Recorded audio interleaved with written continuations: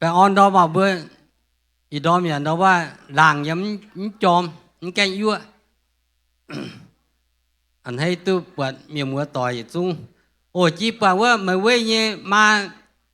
ตายเจ้าว่าโทษโซจิซิโนเราไม่ปวดไหมสวยให้น้องตองโซจิซินตาโอไปยังฟลอริดาตายเว้ยนายว่าไ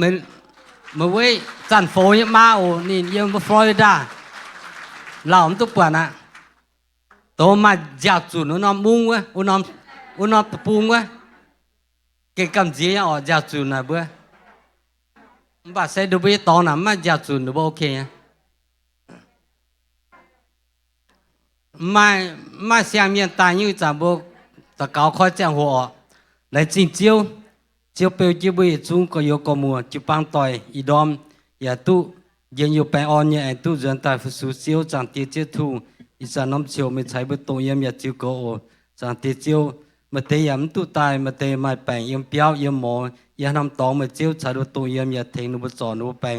จังตีเจียวทุ่งอีบัวนน้องเจียวอีบัวเขามาเจียวจังตีเจียวน้องวิอีบัวฟุสูมาเจียวอีบัวเราปานตองจังตีเจียวทุ่งเปียวเจียวมาเจียวน้ำเยี่ยมแปงอ่อนเยี่ยมเจียวอีจันน้องเจียวอีบัวคอยเจียวแต่ฟุสูเจียวอีห้อยเองสกินวิเงียทีมเองตุตายต่อจุงเชิงเจียวยังไม่ฟินแซงต่อกินโซตาอ่อนอยู่บนหิ้วไหลจิงเจียวเปียวเจียวจุงตุเจียวแปงอ่อนจากที่เจ้าทุ่งอีจันน้ำเจียวอีบัวอ้อยจีกรอีบัวต่อเจียแต่ยิ่งสุวินบัวคอยจะโหเอเมน Good morning แปะออนดอมอ่ะบัวอีห้อยเซบุญเจียนแปะออนยันห้อยโฮมวีจุงโซจะใช้บัวไฮโซตัวเตนะใช้บัวฟุสู worship praise Lord okay thank you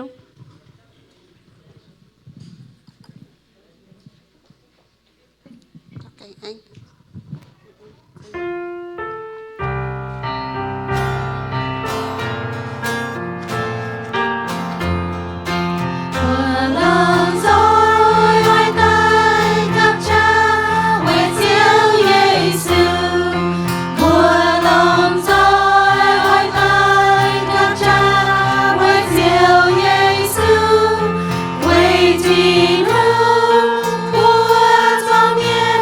Tình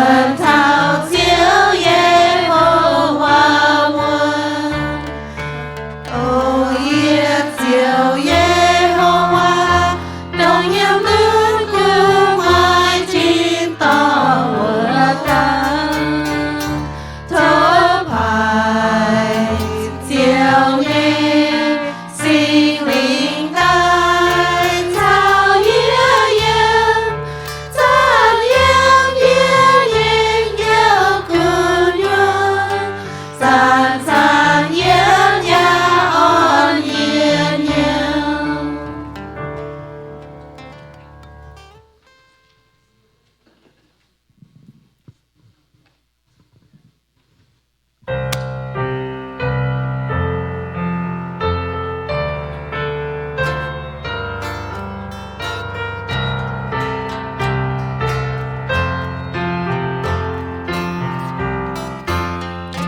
Yêu cháu con Giêsu, bên si ấy nhìn Giêsu, diện mai trang lắng siêu yên đi cháu mình, để cho yêu hoa nghìn vàng, đã ngát nghe chiếc trăng trăng, xin Giêsu con thờ nghĩa mình. Xiên khảo muôn hoàng, mãi mãi nhớ ngày cha em. Cũng như mùa tu tiền non lo, cùng ngồi xiên khảo muôn hoàng. Mãi mãi hai nhung yêu dấu, mãi mãi hai nhung quân theo. Ai buồn nghĩa giáo diệu Giêsu ghé chân. Địa thiên thiên nhé mai bùi, ba mai hai nhung si. Chiều chiều Giêsu con tay trên nghĩa bên. Xiên khảo muôn hoàng, mãi mãi nhớ ngày cha em. Bùn nghĩa vua tu tiền nó lo, cùng ngồi xiên khảo muôn hoàng. Satan danh không hồng miền, đùa nghĩa bám duy hồn trên. Nghĩa thâu Giêsu linh can tái chế coi. Nghĩa nghĩa duy linh giao dây, mãi mãi cha linh nhà thênh. Nghĩa diệu ca ní nghĩa xây mãi lễ gọi. Xiên khảo muôn hoàng, mãi mãi nhớ ngày cha em. Buồn nghĩa vua tu tiền nó lo, cùng ngồi xiên khảo muôn hoàng. Nghĩa cha kênh ham mãi thông, nghìn ngày em đông nai lòng. Hai buồn duy biết dấu tu nín nghe con. Nghĩa nhà buồn nín dấu chiều, nghĩa sẽ dấu nín nghe bông. Chia tràn phù su nín dấu nín nghe con. Xiên khảo muôn hoàng, mãi mãi nhớ ngày cha em. Buồn nghĩa vua tu tiền nó lo, cùng ngồi xiên khảo muôn hoàng. Nghĩa nghĩa xây mãi cần diệt, Giêsu con ta mang yên. Nín ngày giam buốt Satan lấy tu con. Nín nghĩa xây yên nghĩa chào, tỏ nghĩa thao nín nhảy béo. Nghĩa lưu thao nín choang béo diện non lòng. Xiên khảo muôn hoàng, mãi mãi nhớ ngày cha em. Buồn nghĩa vua tu tiền nó lo, cùng ngồi xiên khảo muôn hoàng.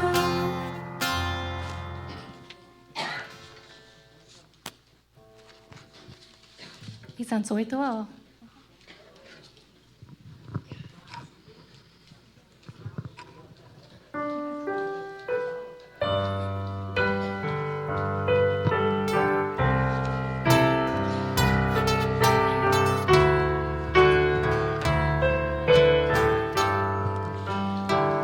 Vậy hai tiếng thui bao, mấy nghe nhau rào vai. Hãng mau tay thon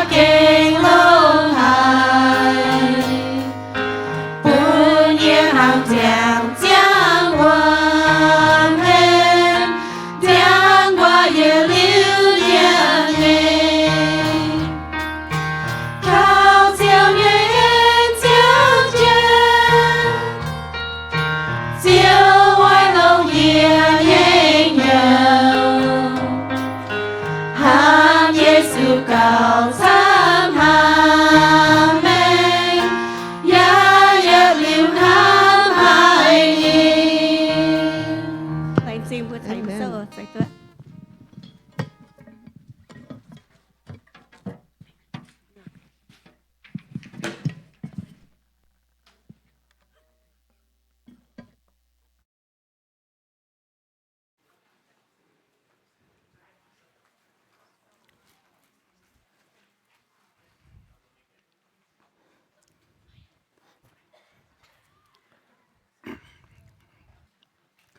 Good morning. Good morning. Bạn ở đông. Bốn thảo bữa giờ chuang cái bám nhân mua tỏi à. Anh hay ít bữa giờ chuang ở yang cô yang phát bị thảo tiêu như biểu trình bữa thiên hùng. Welcome every far or near here this morning to worship our God. Bữa láng trình bữa thiên hùng à, giờ chuẩn bị nó bữa trình thiên hùng. Skin anh hay bữa bữa đông bữa mai chia lan bữa get just skin rồi hay nhá. Kinh tập bữa lún dình. You see that everyone smile and look so beautiful. Praise the Lord. Bữa yếm tiêu như biểu bữa học từ hàng tiếng Trung Quốc nó, ở từ giảng cáiว่าđồ hen nom nhiễm như thế ha. Amen, amen. Lãnh chính ở đó bữa nay kids with family here to worship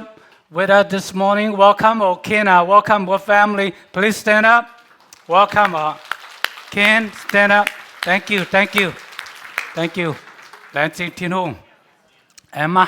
hello, Nifai. Anyone new here today? First visitors, we want to welcome you too. Okay. Tiếp là nó sẽ có muốn sâu vào tiệm bên nhung, anh hãy tiếp in hỏi buôn mai nghỉ bát lên miền. Okay, amen Nifai. Bữa mảng kem lao thảo phạm bát lên nhung. Lãnh chính Thiên Hùng, praise the Lord. Amen. Ya lãnh chính vừa tỏ trung ý quan. Tỏ tu long hai play piano, play guitar nhé. Okay, thank you all. Every week we have very unique worship team to praise the Lord. Now nói Bible mà lên chế nhé tỏ trung ý quan cái hay là lãnh chính Thiên Hùng. Tỏ chỉ bữa như chiếu như phải in hai bữa mảng cái kinh sâu nhưว่าmấy tung bung quang. Okay, don't ever give up. None of title mà tao tội nó những gì à nên con bây giờ nên bọn nó phẳng lông nghe nè nên bây giờ ta bây giờ hát ra mà sẽ hậu bên đã chun na một bọn như phải nó phẳng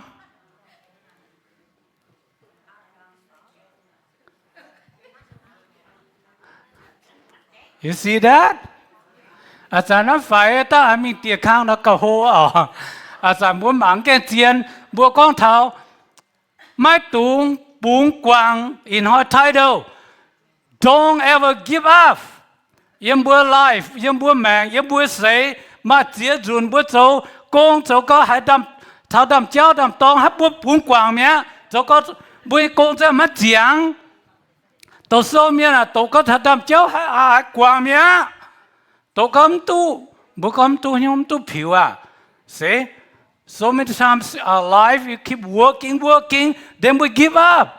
And even you pursue your education, you go for a few years, you give up. You say, oh, too hard. See? Look at the picture here. Then further we know, go a little bit better. So, in hai bữa nhé, kinh số như vậy, sẽ hậu tạo con thảo, mà trong bún quang, bữa lòng gió cấp hết tất cả. Hallelujah, chiếu à lãnh chính, vừa chiếu vừa tin hùng, chiếu kinh lông hay, chiếu kinh cho màn hùng như hùng màn, chiếu như chiếu, tao chỉ chiếu à, đom thâu chiếu như sinh linh, tao chỉ chiếu mấy bao, than chiếu như vậy, hiểu mất trong bún quang, chiếu mà chiếu dùn như bữa, hay ở bún quang, yếm như bữa như mảng, yếm bữa chiếu dầm hiền, và thâu chiếu tao chiếu như bữa yếm chiếu sụp tao cầu, amen. Bữa mai kinh sâu nó coi là thảo chiếu mảng yếm Galatians chapter 5. Verse 9 and 10, or Galatians, so the Lord sang the Chúa thảo chiều yếm châu khu sĩ mất đúng hiếu nam sĩ con bùa mất thủy nó thảo chiang hồ bùa chiều mai siêu sinh hàng này hãy chọn mai chẳng bố ở chủ châu khu sĩ thành trang miền 令这些爱就听为神耶稣เป็นเหยียดเปียวเมียนวัดเตเอเมนเราจิเจ้าบัวหายเลยกินโซ่เนี่ยว่า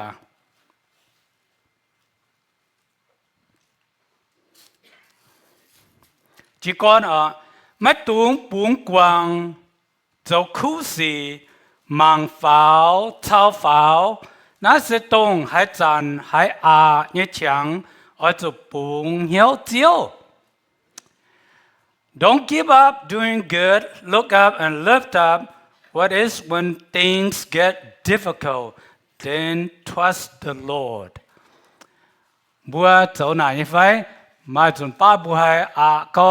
เนี่ยจะหัวบัวกวางให้ไม่ป้าบัวจางทับบัวเจียวบัวปุ่งเหี่ยวบัวเจียวบัวจะให้จอมเหี่ยวตาใช่ไฟ Sometimes your life give you so hard, so difficult, you want to give up, but you remember the Lord, then you look up toward God, so you keep going. So that's good sign, right? So ก็ให้ตัวปุ่งกวางไว้ตัวนะ bad sign ใช่ฮะบัวจะโจเจมิงนะบัวจะตัวกินโซก็บัวจะโจเจมิงบัวจะมาโซเสียวเซ็ง See? We keep doing it, by the time you get reap, you get harvest. See? บุ้มตุ้งกุ้งปุงกวางตุ้งปุงกวางนะบัวจะมิงบัวจะตู้บัวปวดนี่ไฟตัดเจียนนั่นนินฮัตตันเมาให้มาชานั่นนี่โซจะสินตัดเชงทิ้งหงนั่นนี่เหี่ยวเจียวมาชา Look at the picture here. When you weak, you're not strong. You got to stand up. Praise the Lord. God give you energy. You walk extra mile. See? Hang no. จนหาบัวมาฝังก็โหดแต่มาตุงกวางป่าปังมังฟ้าวล้อทิ้งหุ่งอย่าเช่าเมียนฟ้าเวนินเหวโจเนี่ยกง Don't give up, look up God and live up to His calling. นี่จะบุปผาน้ำฝังก็โหดแต่นอยันเจยุงแกงอาจจะหันอาจจะ Look at the picture. หันอาจจะนอจ้างดาวนอจ้างดาวงาเจนแกงเนี่ยจะแกงเนี่ยนะแกงมันจะนิดตายเนี่ยมันตัวใจนิดสุกนั่นอยู่ต่อจางกูเจ้าต่อจางเนี่ยปวดไฟเนี่ยหน้าเดียมันปะดินมันตัวใจมันจะตายนี่จะปูนี่ปวดนั่นจะหน่อยจางแค่ยี่ก้อนฐานะมาเต้าเมียนนะนี่ก้อนเบียนี่มีเพื่อนสองบบดอตาย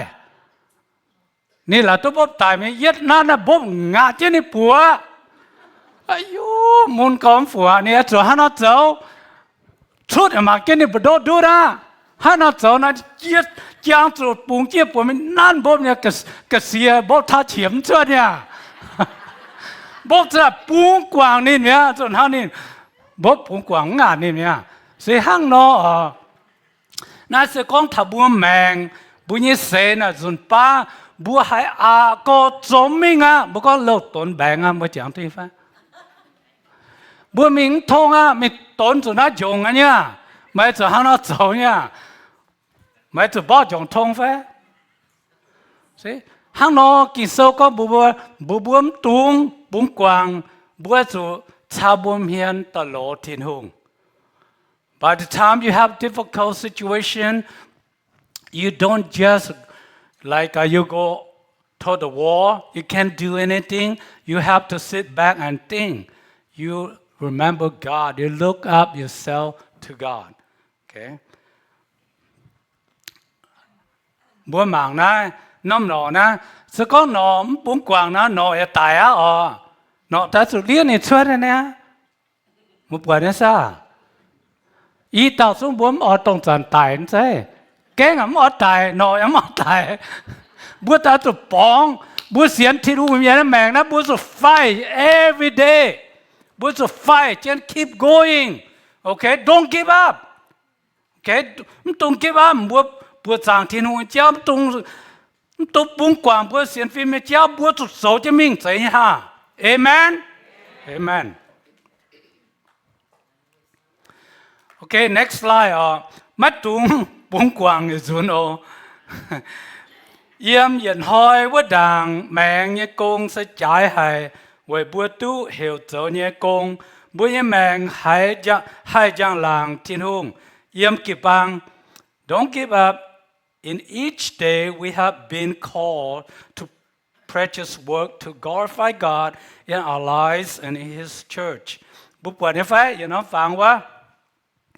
Sự con này bung quang na,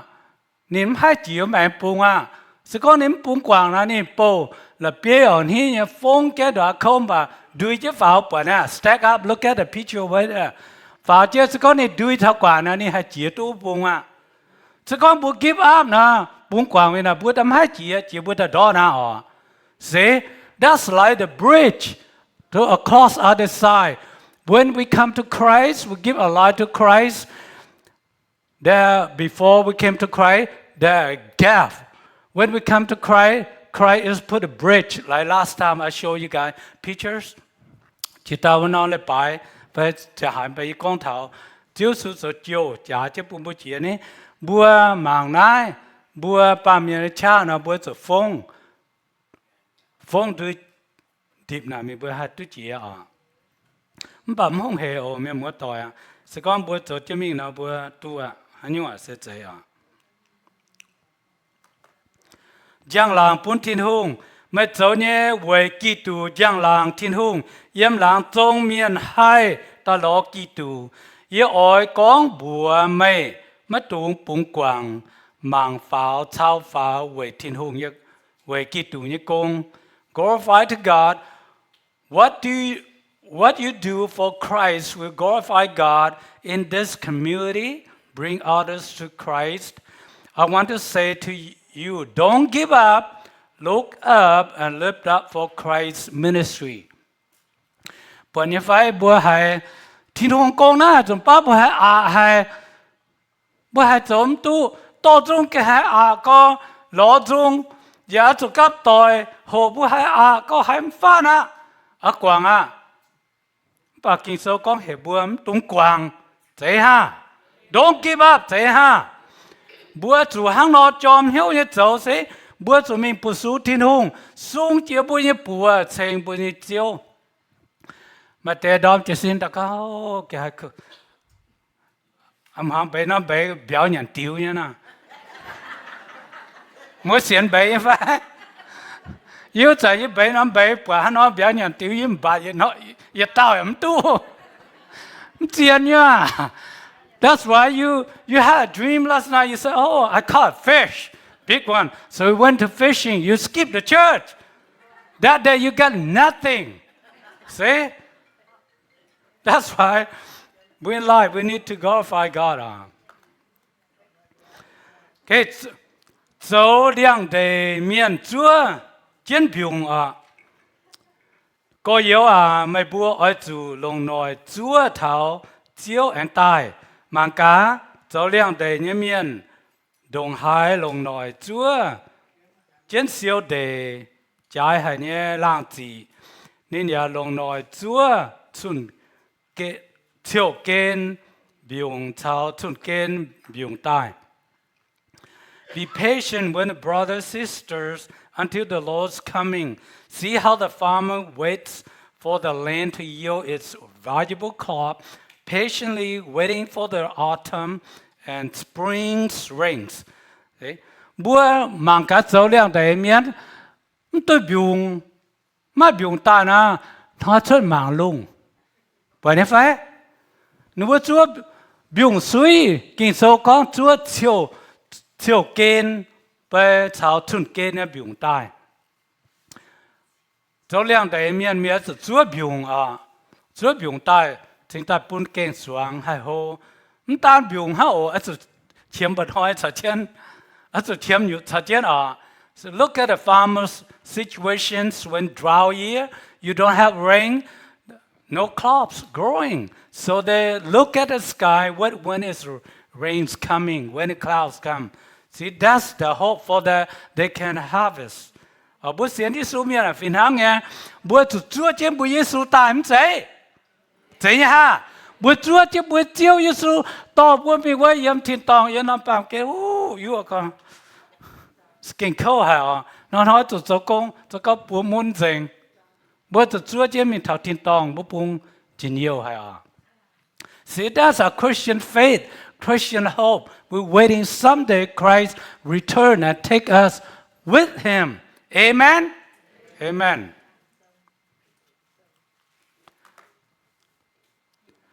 sinh hiệu như gì ở bữa giờ công miền là miền quang chủ sinh hiệu gì ở bữa giờ讲他来mấy bữa quang chủ nhung sinh hiệu như gì sẽ ba miền ở lỗ quang như gì mà thiên hùng khảo tụ quân nhé niệm mấy bữa chủ sinh chỉ đảng mấy bữa như cha chủ sinh bữa chân thiên hùng ở mấy bữa mai cháu chia tụ chuột chiều mai cha tiết tụ hình No temptations have overtaken you except what is common to mankind, and God is faithful. He will not let you be tempted beyond what you can bear. But when you are tempted, He will also provide a way out so that you can endure it. Muốn diễn như vậy? Amen như vậy? Sẽ có một tiết thu thảo tao nó muốn sẽ tua. Sẽ có một bóng tôi hình nó bữa cho suy sẽ có bữa nhiễm suy nó bữa ta suy mẹ bữa chẳng phải chơi ở lỗ con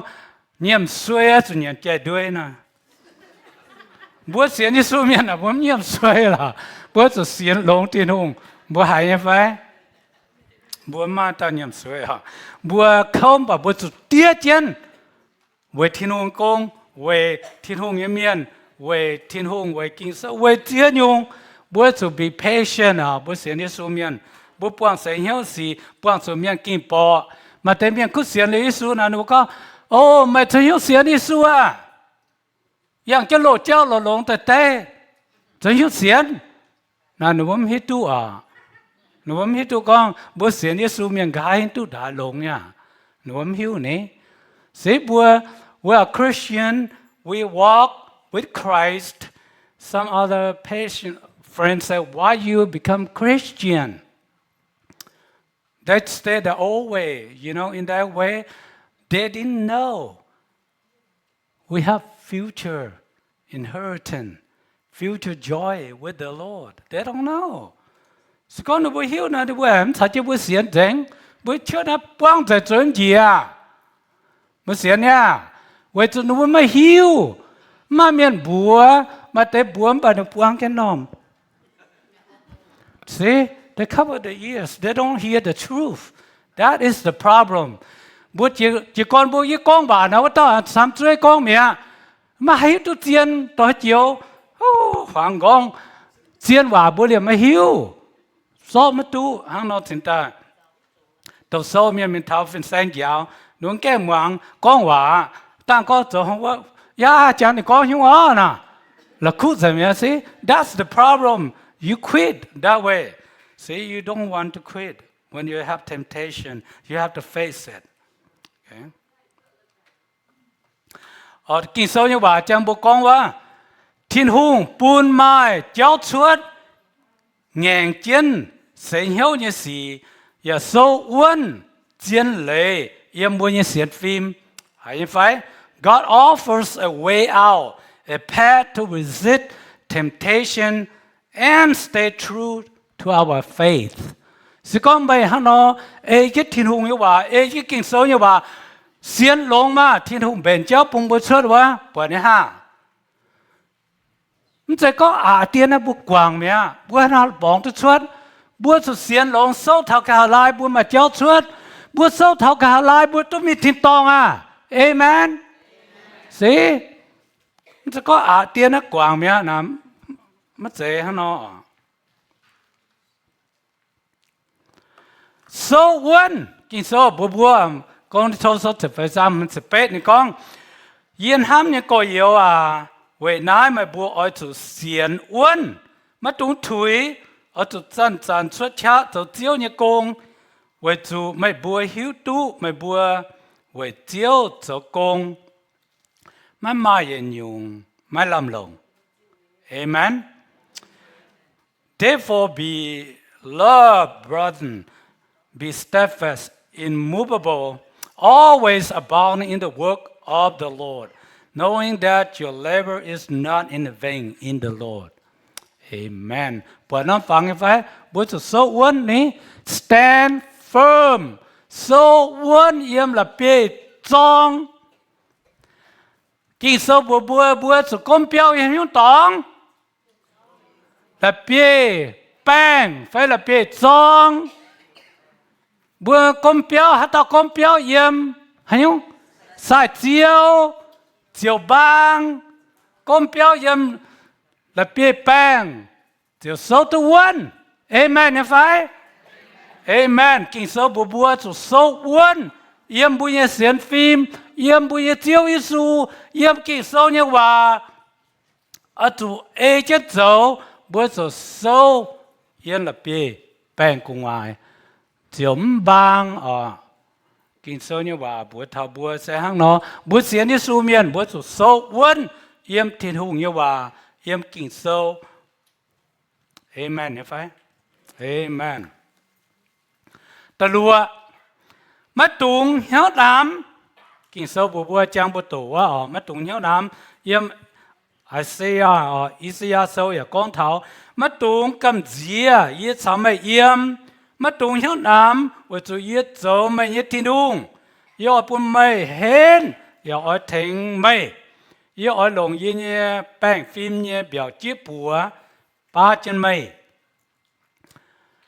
So do not fear, for I am with you. Do not be dismayed, for I am your God. I will strengthen you and help you. I will behold you with my righteous right hand. Amen. สิก่อนบ่ปุงเหี่ยวทิ้นหงนะทิ้นหงฮัจจนะสุงนี้ปัวใต้เคนเจนบัวป้าเจนบัวสิก่อนบ่ปุงกวางบ่ทิ้นหงปุงกวางบัวเอเมนเนี่ยไฟกองเท่านั้นบัวอิมหังฟินหังสกองบัวตองเจจา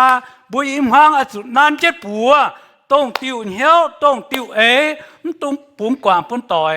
สกองไม่พิษกวางว่าเต้าเนาะว่าเต้าเถื่อดอนะเอเมนเนี่ยไฟอิมหังน่ะบัวสุนันเจ็ดปัวจวงที่เจ้ามิงต้องก็จนเหี้ยวเล่งพิษกวางมิงบุกันตัวเจี๊ยบปัวสมเชิญให้ยุ่งแกบัวปังเอาปังโกปังเอาฮานอบัวยำทินหูจำเฮียนบัวสุดปังเขาบุญทินหูปังนี่เคนบัวนอนห้อยบุญยแมงยันอาเสจังแมงนัดกิ่งอาเนี่ย it's not easy life okay ยังไม่ตัวโซยังสกูลเขาต้องฟินแซงกองฟินแซงกองแมงน่าอาแฮอินหัดตายอ่ะนะ You believe that? When I went to school, teacher said, the instructor said, life is hard, then die. Why I study? See, don't listen, okay? You have goal in the future. You want to do, pursue it. Don't give up. เก๋ฮันอบัวสิงตาโจตัวมิงสิก้อนบัวให้เขาบุกวางน่าโจมิงเกี่ยอนเหี้ยวทับบุกิปังบุปผากวายสายฮะ Don't give up. You list down all our church กันอยู่บุษโนี่กงยี่บอกจีอันเจนายตรงนั้นแต่เมียนมัวมังฟ้าบุปผากองดังสีก้อนยง Don't give up. บุเมียนว่าก้อนยงมาตรงปุ่งกวางแกบุปผาเนี่ยบุญยี่ elder board teamบัวมตรงกวางพุ่นต่อยจะก็เจออินหอยบัวปุ่งกวางพุ่นต่อยนะบัวมตุ่มโซบัวเสียนยิสูเมียนบัวมตรงปุ่งกวางพุ่นบัว elder and trustee ไม่กวางพุ่นเยี่ยนะเยี่ยมาดูเจี๊ยสาวฮะลักคิกฮันนอนะบัวหามิงตุถ่ายบัวมิงตุหายฮันนอบัวตะก็เจียบน้ำบัวน้ำฟิดแบงไม่เฉียมสุเยี่ยเฉียมสุไม่ยี่ยาวจีเนี่ยบัวสุมตุงปุงกวางต่อยเก๋แต่เนี่ย worship team บัวจะเปี้ยเมียนบัวยำตุงกวางปุ่นต่อยบัวจะโจเจมิงบัวจะจอมเหี้ยว do it God call you to do it you do it okay until you cannot walk, or until you say you can't see, phải audio and video tag bữa sau chia quá bữa mạng được bữa buông chia bữa chiếu phim bữa mạng thế na bữa con thảo nếu bữa sau chia bà bữa được bữa mà con yếu chia cái hấp bữa sau thành bữa xuân chia bữa con hòa bữa mà chia nhung ye con nam bữa tung quảng bữa tỏi chứng minh project manager bữa yên á cái nhiều bữa con mà cháu bữa con building manager bữa hít tu hát tao nhé hát lan nhé yên cái nhiều kịp bang na bữa tung bung quảng bún tỏi bữa tụt số chứ bữa con mình chỉ ta fans manager I call fan manager ni handle fans nhá bữa sự chẳng thấm tao miền bữa chẳng thấm primer manager treasurer groundkeeper, Sunday school teachers, church security, chef, pastor, để đã buông tung quảng bún tỏi chỉ con buộc quảng na, ye tao quảng diệp tao quảng ye tao dấu diệp tao dấu, thế ha, amen. You want to do, amen. Praise the Lord. Yang kêu, that's why buông quảng bún tỏi buông xin ta tu nó lại phải tông thế ha. Chứ con bố quảng bún tỏi nó bướm tu ấy in hỏi chén chuẩn bố mi hái bà bún quảng bún tỏi bố mà teamwork bố xin ta tu nó là bài tòng amen amen. Praise the Lord. Đó không? Phiêu đao. Okay, am I phiêu đao ye dot phiêu đao na. That is true bố nhé church cleaner bố con bố nhé church cái nhiều na phiêu đao cái nhiều mai nó sẽ chết thế là ý bụng đó. Okay, bố mang chết anh cái là sẽ mớiว่าin hỏi những kinh sâu và ma lam ham yếm mấy nhẹ màng để yết chom hiếu về thiên hùng okay bố là lan miền bố sự chom hiếu về thiên hùng để nhẹ